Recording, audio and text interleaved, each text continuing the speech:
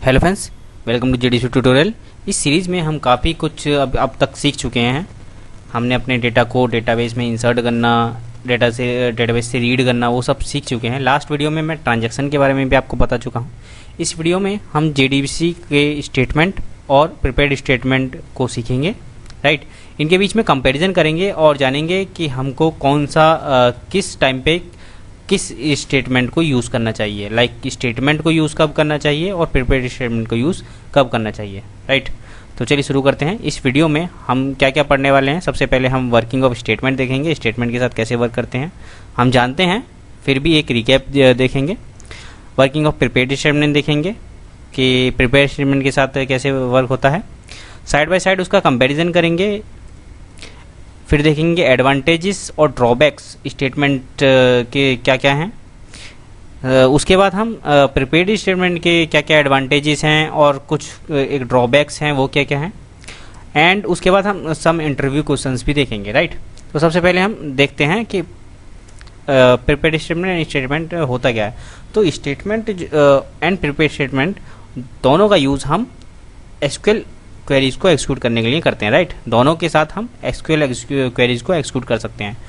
तो एंटरप्राइज के अंदर, एंटरप्राइज एप्लीकेशंस के अंदर या डेवलपर्स मोस्टली प्रिपेयर्ड स्टेटमेंट को ही क्यों प्रेफर करते हैं ओवर दी स्टेटमेंट, क्यों करते हैं और क्यों हम प्रिपेयर्ड स्टेटमेंट को यूज़ करना बेस्ट प्रैक्टिस मानी जाती है, ये सब हम जानेंगे। तो चलिए अब देखते हैं वर्किंग ऑफ स्टेटमेंट। तो स्टेटमेंट की मदद से आप सिंपल क्वेरीज को एक्सिक्यूट कर सकते हैं, सिंपल एसक्यूएल क्वेरीज को, राइट। जब हम एसक्यूएल क्वेरीज को स्टेटमेंट की मदद से एक्सिक्यूट करते हैं तो इसके अंदर दो स्टेप्स होते हैं, राइट।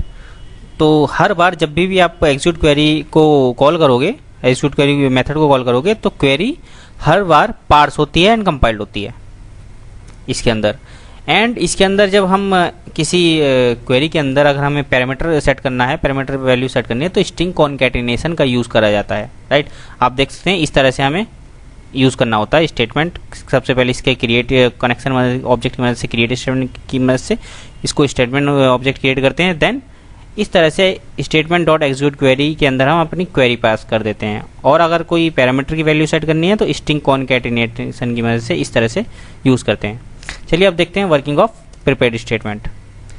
तो प्रिपेयर्ड स्टेटमेंट का यूज़ जब हम करते हैं तो इसके अंदर हम क्वेरी को ऑलरेडी कंपाइल कर देते हैं। जब हम प्रिपेयर्ड स्टेटमेंट लिखते हैं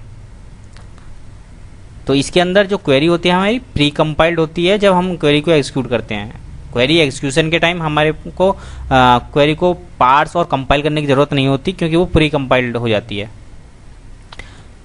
we use placeholder in SQL queries in place of parameter. जहाँ जहाँ हमें पैरामीटर किसी कॉलम की वैल्यू सेट करनी होती है, पैरामीटर्स सेट करने होते हैं, वहाँ हम प्लेस होल्डर्स का यूज़ करते हैं जो कि क्वेश्चन मार्क होता है, राइट।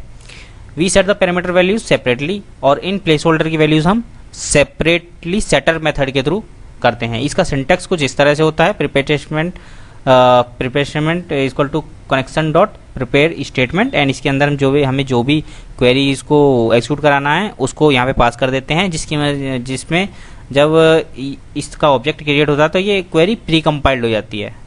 तो ये जो क्वेरी है वो यहीं इसी स्टेप पर प्री कंपाइल हो जाएगी, ठीक है।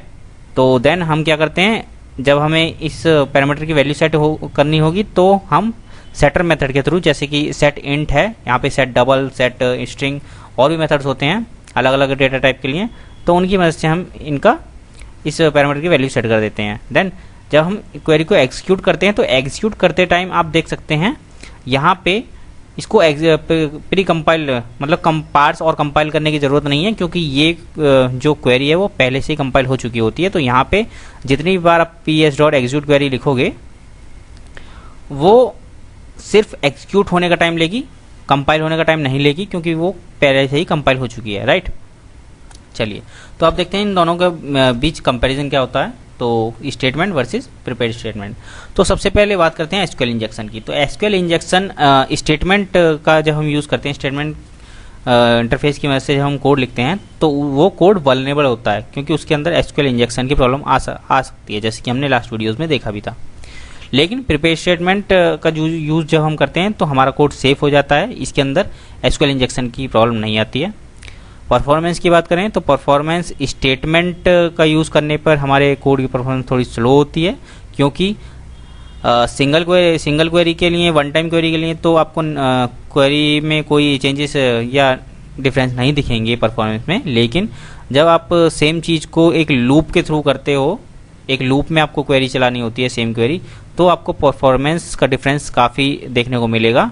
वहाँ लूप के अंदर ये स्टेटमेंट वाला कोड स्लो हो जाता है, क्योंकि रिपीटेड क्वेरीज होती हैं, उनको बार बार कंपाइल करना पड़ता है। एंड प्रिपेयर्ड स्टेटमेंट का कोड फास्ट होता है, क्योंकि उसको एक बार कंपाइल होना पड़ता है और हर बार आपको सिर्फ एग्जीक्यूट करना पड़ता है, राइट। क्वेरी पार्सिंग में यहाँ पे आप देख सकते हैं स्टेटमेंट के अंदर अगर लूप है तो जितनी बार आप एग्जीक्यूट क्वेरी करोगे उतनी बार आपकी क्वेरी पार्स होगी, ठीक है। तो एवरी एग्जीक्यूशन पे क्वेरी पार्स होगी, लेकिन प्रिपेयर स्टेटमेंट के अंदर केवल एक बार क्वेरी पार्स होगी, ठीक है। यूनिक क्वेरी एक बार पास होगी। पैरामीटर्स की बात करें तो पैरामीटर सेट करने के लिए स्टेटमेंट के अंदर हम स्ट्रिंग कॉनकैटिनेशन का यूज़ करते हैं, जबकि प्रिपेयर्ड स्टेटमेंट के अंदर हम प्लेस होल्डर का यूज़ करते हैं, ठीक है।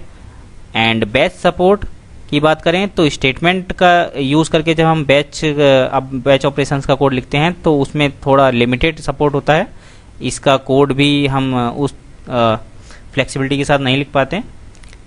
तो बैच सपोर्ट स्टेटमेंट के अंदर लिमिटेड होता है, जबकि प्रिपेयर्ड स्टेटमेंट में बैच सपोर्ट एक्सीलेंट है, राइट। रीडेबिलिटी, तो रीडेबिलिटी स्टेटमेंट का यूज़ करने से हमारा जो कोड है वो थोड़ा रीडेबिलिटी उसमें कम होती है, तो पुअर कोड होता है। लेकिन प्रिपेयर्ड स्टेटमेंट में जो हमारी क्वेरीज होती हैं उसकी रीडेबिलिटी ज़्यादा होती है। क्यों? स्टेटमेंट के यूज़ करने पे हमें अगर पैरामीटर्स की वैल्यू सेट करनी होती है तो हमें स्ट्रिंग कॉनकैटिनेशन का यूज़ करना होता है, जिसकी वजह से हमें उसको बार बार ब्रेक करना होता है क्वेरीज को, राइट।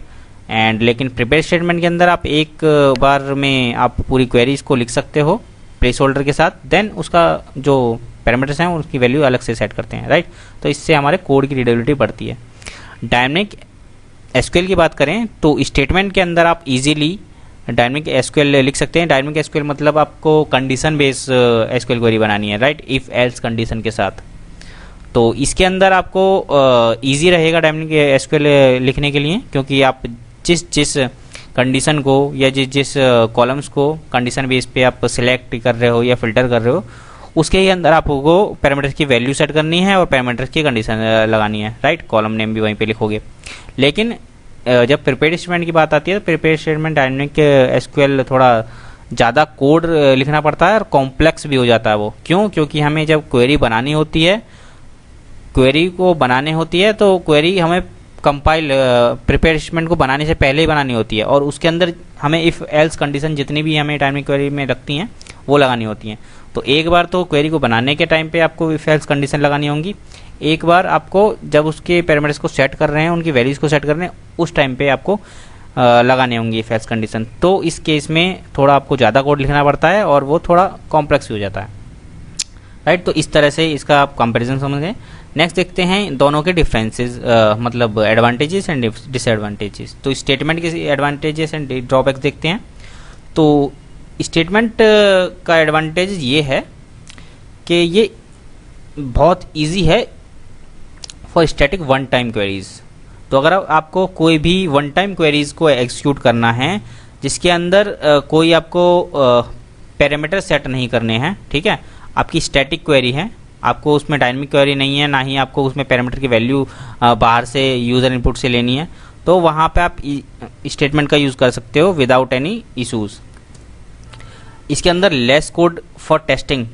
तो अगर आपको कोई कोड को टेस्ट करना है तो इस स्टेटमेंट का यूज़ करने से आपको लेस कोड लिखना पड़ता है, कम कोड लिखना पड़ता है, कम कोड में ही आपका आउटपुट आ जाता है। और स्टेटमेंट का यूज़ करने से आप DDL स्टेटमेंट यूज़ कर सकते हो, जैसे कि आपको टेबल क्रिएट करनी है तो टेबल क्रिएट करने के लिए स्टेटमेंट का यूज़ कर सकते हो, या आपको टेबल को ऑल्टरनेट करना है तो वो सब आप DDL स्टेटमेंट का यूज़ करने के लिए, एक्सिक्यूट करने के लिए यूज़ कर सकते हो। इसके डिसएडवांटेजेस क्या हैं, ड्रॉबैक्स क्या हैं? तो इसके कोड के अंदर एसक्यूएल इंजेक्शन आ सकता है। अगर आपने अपनी क्वेरी के अंदर पैरामीटर्स को सेट कर रहे हैं, बाहर से यूज़र इनपुट लेके आपको पैरामीटर्स को बाइंड कर रहे हैं, तो उसमें आपको स्ट्रिंग कॉनकैटिनेशन का यूज़ करते हैं तो उसमें एसक्यूएल इंजेक्शन का प्रॉब्लम आ सकता है। लोअर परफॉर्मेंस, इसका लोअर परफॉर्मेंस इसलिए क्योंकि अगर आप स्टेटमेंट का यूज़ करके एक लूप में क्वेरीज को एग्जीक्यूट कर रहे हैं तो वहाँ पे परफॉर्मेंस कम हो जाती है। एंड डिफ़िकल्ट मेंटेनेंस, तो कोड रीडेबिलिटी क्योंकि इसकी कम होती है तो इसलिए इसकी मेंटेनेंस डिफ़िकल्ट हो जाता है, राइट। एंड स्ट्रिंग कॉन्केटेनेशन के इशूज़ तो आते ही हैं एसक्यूएल इंजेक्शन के अंदर।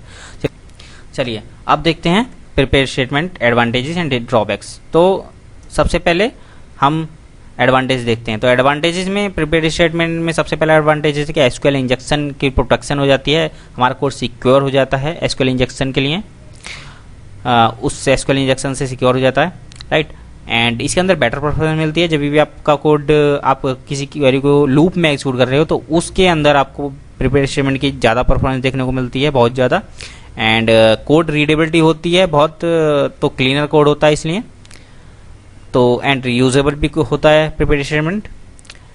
एंड ये बैच ऑपरेशन के लिए सबसे ज़्यादा अच्छा है, तो बेस्ट फॉर बैच ऑपरेशन, क्योंकि इसका जो सपोर्ट है वो भी एक्सलेंट होता है। नेक्स्ट वीडियो में हम बैच ऑपरेशन देखने भी वाले हैं। अब देखते हैं ड्रॉबैक क्या है। तो ड्रॉबैक जो है इसके अंदर थोड़ा, अगर डायनामिक क्वेरी है तो आपको इसके अंदर थोड़ा ज़्यादा कोड लिखना होता है, मैंने आपको बताया भी था। आपको क्वेरी को अलग से बनाना होता है और पैरामीटर्स को अलग से सेट करना होता है, तो दो ये स्टेप बढ़ जाते हैं, right. And dynamic table name, column name आप पैरामीटराइज नहीं कर सकते अगर आप चाहते हैं, क्योंकि वहाँ पे तो कर सकते हैं डायनामिक स्टेटमेंट के साथ, तो हम डायनामिक टेबल नेम वगैरह कर सकते हैं क्योंकि वो एक ही बार में हम क्वेरी को एग्जीक्यूट करते हैं।